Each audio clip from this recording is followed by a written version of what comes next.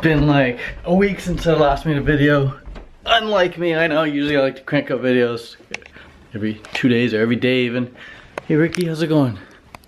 It's a bit camera shy right now, so just bear with him. Oh Rick, what are you thinking about? What are you thinking about? What do you spend all day thinking about, huh? That's Ricky. So I'm staying at my buddy Trev's house for a while. Not sure how long. Just had to get out of the other place I was staying just to create a more productive work environment for myself. The other place I was staying was great. It was my mom's house, but my mom's retired, so she's always home. And it's just like, I'm young, I like my space. Trev's out at work right now, so I get the whole house to myself. He eats primarily raw vegan as well. Pretty much raw breakfast and raw lunch and then cooked dinner.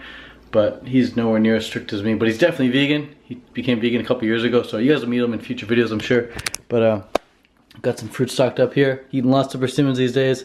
Bananas, apples, some almonds, and some walnuts. Some more bananas and avocados, and then some sunflower seeds, raw sunflower seeds. And then right here we got the tomatoes. So that's what's crack-a-lackin'. Now normally I don't eat nuts or seeds, normally I stay away from them, but it's getting real cold here, and this is my first winter back home in a while, and I'm trying to gain some weight this winter. I think it'll be a lot easier to keep warm if I got some fat on me. So I am eating lots of avocados, but sometimes the avocados just don't ripen up in time. But when the avocados are ripe and good, I'll eat lots of them. It's good to keep a lot in stock. It's good to have unripe avocados in stock, ripe avocados in stock, and then even frozen avocados keep in the freezer. That way you can blend them up and make sauces with them. But when I first moved in here to Trev's house, there wasn't any ripe avocados. We bought a whole bunch, as you can see here, and now they're finally starting to ripen up. But over the past few days I've been just chowing down on some nuts and seeds, which they don't digest anywhere near as well as avocados. If something can rub right into your skin, like take an avocado, rub it into your skin, does it rub in? Yes it does. Take a banana, rub it into your skin, does it rub in? Yes it does. It's going to digest so much easier than something that doesn't digest, like hard walnuts or almonds or something like that. But I'm glad I have access to quality fruit anyway, because I'm absolutely loving these persimmons, man. People say you can eat these persimmons hard, and it's true, you can eat these persimmons hard. Some people like them even a bit crunchy, but if I want something crunchy, I'm gonna go for like a crunchy apple. If I want a truly ripe persimmon, I'm gonna wait for it to ripen up a bit. It'll be so much nicer once it's ripe, once it's soft and gooey. So yeah, you can eat them crunchy, but you're better off letting them ripen up. Now that's this kind of persimmon. This is the Fuyu persimmon. These can be eaten crunchy. But the hachia, the cone-shaped ones, you don't want to eat those crunchy. I mean, you try it once and you'll never do it again in your life. Those need to be unbelievably goopy. Those need to be like ready for the compost when you're gonna eat them at their optimal time. So keep that in mind. Let the hachis ripen up. We just got this Amazon Prime delivery right here. Got a brand new Vitamix for like 400 bucks. We split it, 200 bucks each. I absolutely love the Vitamix. If you want the exact same Vitamix I just bought right here, check the link in the description and I'll hook you up with the exact same one. And then these dates are not being soaked right now in water because I already have some in the fridge that are being soaked in water. Always have dates soaked. See that water right there? That water is gonna be so sweet, man. Very, very sweet water. Pour the water in the smoothie, and then the dates are gonna blend up so much nicer and digest so much nicer. What have I been working on since I've been hanging out here? I've been working on creating a new studio in here. It's gonna be a photo video studio, so come check it out. I'll give you the tour. Not much of a tour, but it's something. So here it is. We've got a ring light and 2 soft boxes, and the tripod here going right in between. So we're gonna be creating some awesome high quality videos coming soon. These ring lights just turn on, or softbox lights turn on nicely. Seamless paper backdrop. They have these lines in them right now. You guys can see those little ripples. If you have any tips on how to get rid of those ripples, let me know. I'm not sure. This is just the paper material. It's not like I can just iron it out. It's not cotton or anything. But yeah, you can clearly see the ripples, which I do not like. Apparently there's ways of like blasting it with like super hard light and you don't see them anymore. But for the most part, I'm seeing them. Check out that lighting, huh? It's pretty good. Camera goes right there. Ooh, that's nice, baby. That's nice. That looks good, doesn't it? I think so. So we'll set this up on a tripod soon and get some cool videos coming for you. But that's the start of the studio, man. That's the start of the studio. It's been visualization. It's been a vision of mine for a while. I talk about holding the vision. Find out what you want in life and hold the vision. This studio has been a vision of mine for a while. I've wanted to convert part of a house into a studio, and couldn't do it at my mom's place, and I didn't have a place of my own just yet. But now that I'm moving in here, I'm gonna start paying half the rent. This house will be like pretty much half mine. I can create a whole studio in the garage there, bring in some YouTubers, make video courses with them, bring in some models, take some awesome photos with them, plug certain products that I enjoy, do some product reviews. That'd be really awesome. So yeah, I'm putting it out there, setting the intention, vocalizing it, and we'll see what comes of it. We'll see what comes of it. I always like taking the most exciting action in the moment. So if for some reason I make the studio and I start cranking up videos and making photos, but then decide, hey, I don't want to do it anymore, maybe I want to go a different route, then I'll be happy to go a different route. I'm not afraid to change courses. I think a lot of people, they get stuck in a course, they create like a public image for themselves and they don't want to change that, they can't divert it because they want to uphold this image that they've created. I'm not afraid to do that. I've shifted a lot in the past. I went from doing hardcore triathlon training like every single day to now not training triathlon at all. Instead, I'm working at the gym lifting heavy weights, and went from doing like a lot of coaching, lifestyle coaching, personal training, to now just making videos. But I might even get back into some personal training. I might make some fitness videos for you guys in the future if you guys want some of that. But whether you want it or not, it's okay. I'm gonna make them anyway, probably, because I love fitness and I love making videos, so why not combine the two? And yeah, we'll see. Ricky getting some water, huh? We'll see what comes of it. But yeah, it's just a little life update video, letting you know what I'm eating, everything I eat in a day. This is what I eat in a day. I'll have some apples, I'll have some bananas, I'll have some dates, I'll have some avocados, I'll have some persimmons, and I'll have some walnuts and almonds and stuff like that. So that's it, guys. Also a couple of tomatoes. But yeah, and another thing I'm getting into, music making. I want to download Ableton Live. I just downloaded, actually. I'm watching some tutorials on how to make music with Ableton Live. And then in the tutorials, it's like, all right, so just go to your like library and drag in some like drum sounds, like some snares or whatever. And I go to click on the library, and my library is empty in Ableton Live. So I tried to call up customer support to say, hey, Ableton, why is my library empty?